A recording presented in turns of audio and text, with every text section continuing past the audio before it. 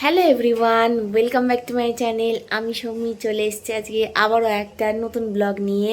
আমি ব্লগটা ভেবেছিলাম সকাল থেকেই শুরু করব, কিন্তু এত পরিমাণে বৃষ্টি আর নিজস্ব অনেক কিছু কাজ ছিল, তো সেই কাজে পুরো আটকে গিয়েছিলাম। তো সেই জন্য ব্লগটা সকাল থেকে আমার শুরু করা হয়নি।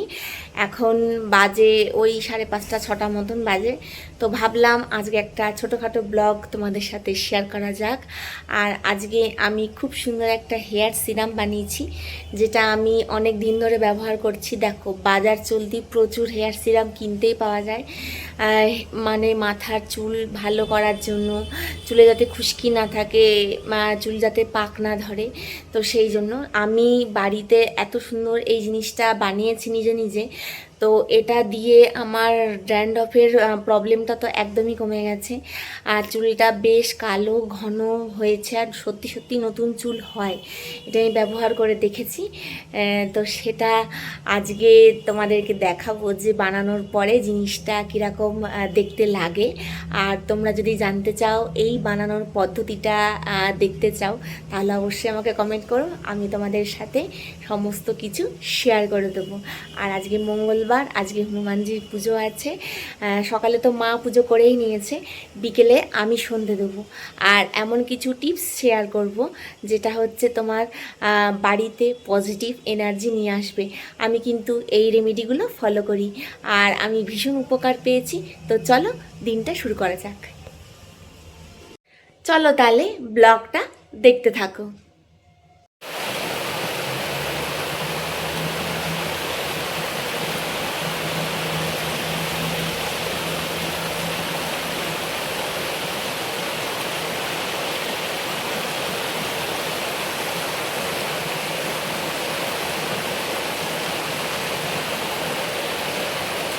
মাথায় মাখার জন্য এই হেয়ার সিরামটা বানিয়েছি। এটা স্প্রে বোতলে ঢেলে নিয়েছি, সুন্দর করে পুরো মাথায় স্প্রে করে দেওয়া যায়। আর এতটাই এফেক্টিভ, এতটাই ভালো, একদমই চুলে তোমার কোনো রকমের কোনো খুশকি থাকবে না। ব্যবহার করতে করতেই এটা বুঝতে পারবে। আর বেশ নতুন চুল হয়। আর যেহেতু একদমই বাড়ির জিনিস দিয়ে তৈরি না, এর মধ্যে কোনো ভেজাল জিনিস নেই। আর এটা বানিয়ে রাখলে 1 মাস 2 মাস অনায়াসে এটা থেকে যায়। এটা প্রত্যেক দিন ব্যবহার করতে পারো, একদম জলের মতন, মাথায় একটু চিপকে থাকে না, কোনো বাজে গন্ধও নেই। আর 3 দিন পর পর আমি আমার মাথাটা শ্যাম্পু করে নিই। খুব ভালো একটা হেয়ার টনিক, যেটা আমি ভীষণ সহজ পদ্ধতিতে বাড়িতেই নিজেই আমি বানিয়েছি। তো বানিয়ে এতটা ফল পেয়েছি, পাকা চুল হবে না মাথায়, তারপরে নতুন চুল গজাতে সাহায্য করবে। তোমাদের যদি ভালো লেগে থাকে তাহলে অবশ্যই একটা কমেন্ট করে আমাকে বলো। আমি এই বানানোর পদ্ধতিটা তোমাদের সাথে অবশ্যই করে একদিন শেয়ার করব। সবসময় একটা পজিটিভ এনার্জি পাওয়ার জন্য আমি মঙ্গলবার অথবা শনিবার করে এই টোটকাটা কিন্তু করে থাকি। তাই আজকে ভাবলাম তোমাদের সাথে এই ছোট্ট একটা টোটকা শেয়ার করে রাখি। আমি হাতে নিয়ে নিয়েছি 2টো বড় সাইজের তেজপাতা। তেজপাতাটাকে কিন্তু ছোট্ট ছোট্ট টুকরো করে কেটে নিতে হবে।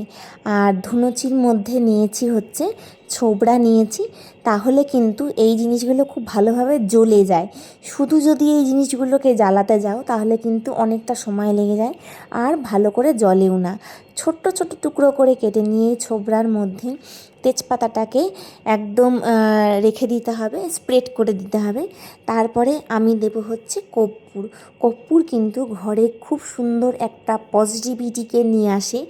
আর বর্ষাকালে দেখবে এই ধুনোটা দিলে কিন্তু খুব সুন্দর একটা গন্ধ বেরোয়। যতই তোমরা ঘরে রুম স্প্রে লাগাও না কেন, যতই যা কিছু আমরা স্প্রে করি না কেন, এই গন্ধটা কিন্তু একটা সেরা গন্ধ, আর ভীষণ পজিটিভিটিকে ঘরের মধ্যে টেনে নিয়ে আসে। তো এই কর্পূরটা আমি টুকরো টুকরো করে প্রত্যেকটা কোনায় কোনায় দিয়ে দিই, তাহলে এই জিনিসটা খুব ভালোভাবে জ্বলে যায়। কর্পূরটা রেখেছি কোটোর মধ্যে, কর্পূরটা যাতে উবে না যায় সেই জন্য সিকিওর করে এর মধ্যে রেখে দিয়েছি। আর তারপরে আমি এর মধ্যে দেব হচ্ছে মধ্যে আমি দেব 5 থেকে 7টা ফুলযুক্ত লবঙ্গ। ফুলযুক্ত লবঙ্গ ছাড়া কিন্তু এই রেমেডিটা একদমই হবে না। ফুলযুক্ত লবঙ্গই এখানে লাগবে। একটু খেয়াল করে লবঙ্গ মধ্যে থেকে বেছে নিতে হবে যে কোনটা ফুলযুক্ত আছে। আর তারপরে আমি এখানে একটু ধুনো দিয়ে নেব। ধুনোটা গুঁড়ো করে রেখেই দিয়েছিলাম কোটোর মধ্যে, ওই জন্য দিতে ভীষণ সুবিধা হয়। আর ধুনো কিন্তু আমাদের ঘরে একটা পজিটিভিটি টেনে নিয়ে আসে।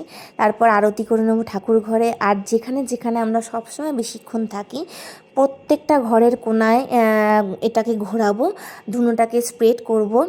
আর যেখানে যেখানে আমরা যাব সেখানে সেখানে কিন্তু আমাদের লাইটটাও জ্বালানোটা মাস্ট। প্রত্যেকটা ঘরে সন্ধে দেওয়ার সময় লাইটটা খুবই ইম্পর্টেন্ট একটা জিনিস। ঘর যেন অন্ধকার না থাকে, ঘরে সবসময় আলোটা জ্বলবে সন্ধে দেওয়ার সময়। ঘরের যে মেন এন্ট্রান্সের গেটটা সেখানেও কিন্তু ধুনোটা দেখানো খুবই জরুরি। চামেলির তেলের প্রদীপ দিয়ে হনুমানজিকে আমি আরতি করি। হনুমানজি কিন্তু চামেলির তেল ছাড়া পুজো গ্রহণ করেন না, এটাও আমি একজনের কাছ থেকে শুনেছি। তারপরে চামেলির তেল কিনে নিয়ে এসে মঙ্গলবার করে হনুমানজিকে আমি আরতি করি। চামেলির তেলের এই প্রদীপটা ধরিয়ে নিয়ে আমি বেশ কিছুক্ষণ ধরে হনুমানজিকে আরতি করে নিই। দুপুরবেলায় পুজো দেওয়া হয়েছিল, বাসি ফুলগুলো আমি সাইডে তুলে নিয়ে এরকম সরিয়ে রেখে দিই। চুলটা বেঁধে, চুলটা কিন্তু ছেড়ে না। চুলটা ছেড়ে সন্ধে দেওয়াটাও ঠিক না, চুল ছেড়ে পুজো দেওয়াটাও ঠিক না। তো আমি এইগুলো সব আস্তে আস্তে ধীরে ধীরে অনেক কিছু শিখি। ঠাকুর ঘরে বসে আমি বেশ কিছুক্ষণ ধরে হনুমান চালিসা পাঠ করে নিই। খুব ইচ্ছা করছিল একটু স্যান্ডউইচ খাবো। ভেজ স্যান্ডউইচ আজকে বানিয়েছি, তোমাদের সাথে একদিন রেসিপিটা শেয়ার করব। আর এই একটা মশলা দেখো, এই মশলাটা কিন্তু খুব ভালো স্যান্ডউইচের জন্য, বেশ ভালো লাগে খেতে। সন্ধেবেলায় বানিয়েছিলাম হচ্ছে স্যান্ডউইচ। তো স্যান্ডউইচের রেসিপিটা একদিন তোমাদের সাথে অবশ্যই করে শেয়ার করে দেব। আর এটাই আমার আজকের ডিনার। আজকের ডিনারে আমি এটাই খেয়ে নিয়েছি, একটু বেশি করে বানিয়েছিলাম তো খেয়ে নিয়েছি, পেট ভরে গেছে। আর আমার স্কিন কেয়ারটা এবার আমি করব। তোমরা তো জানোই যে ওই আহা গ্লো যে ফেস ওয়াশটা আছে সেটা দিয়ে আমি আমার স্কিনটাকে দিনে 2বার করে পরিষ্কার করি। দেখো, শুধু প্রোডাক্ট মাখলেই হবে না, তার জন্য মানে প্রপার তোমাকে মানে খাবার দাবারও খেতে হবে আর জলও খেতে হবে। জলটা যদি ঠিক মতন না খাও স্কিন কিন্তু একদমই গ্লো করবে না। তো আমি জলটা এখন ইদানিং ঠিকঠাক খাওয়ার চেষ্টা করি। আর মুখে অতিরিক্ত মানে একনি হচ্ছিল, তার জন্য আমি যে প্রোডাক্টগুলো ইউজ করছিলাম সেগুলো তো বেশ আমি ফল পেয়েছি। তো মাঝে আমি আবার ওই টোনারটা যেটা অ্যাপ্লাই করছিলাম সেটা একটু 2 দিন বন্ধ রেখেছি।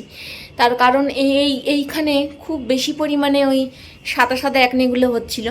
তো আমাকে যে স্কিনের স্পেশালিস্ট দেখেছিলেন উনি বললেন যে টোনারটা একটু 2 দিন অফ রাখো, তারপরে দেখবে আস্তে আস্তে একটা কমে যাবে। আর ওই সিরামটা শুধু অ্যাপ্লাই করছি আর ডট অ্যান্ড কি ময়শ্চারাইজারটা, ব্যাস এই দুটো সিম্পল স্টেপ আমি ফলো করছি, তাহলে আমার স্কিন কেয়ার ডান হয়ে যাবে। এখন আমি ফেসে অ্যাপ্লাই করব এই দ্য অর্ডিনারি সিরামটা আর ডট অ্যান্ড কি ময়শ্চারাইজারটা।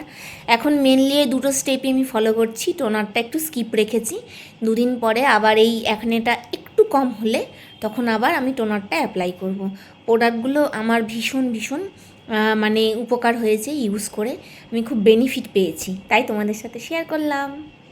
আজকের এই ব্লগটা তোমাদের কেমন লাগলো অবশ্যই কিন্তু কমেন্ট করে জানাতে ভুলো না। একটা ছোট্ট ব্লগ তোমাদের সাথে শেয়ার করার চেষ্টা করলাম। আর যারা যারা আমার চ্যানেলটা প্রথম দেখছো অবশ্যই করে কিন্তু সাবস্ক্রাইব করো। আমি রোজ ভিডিও দেওয়ার চেষ্টা করি, আর ইন্টারেস্টিং ভিডিও আরও আসবে এই চ্যানেলে। তো আমার চ্যানেলটাকে প্রচুর প্রচুর ভালোবাসা দিও আর আমার চ্যানেলের সঙ্গে থেকো। আজ আসি, দেখা হবে আবার একটা নতুন ভিডিওর সাথে। বাই।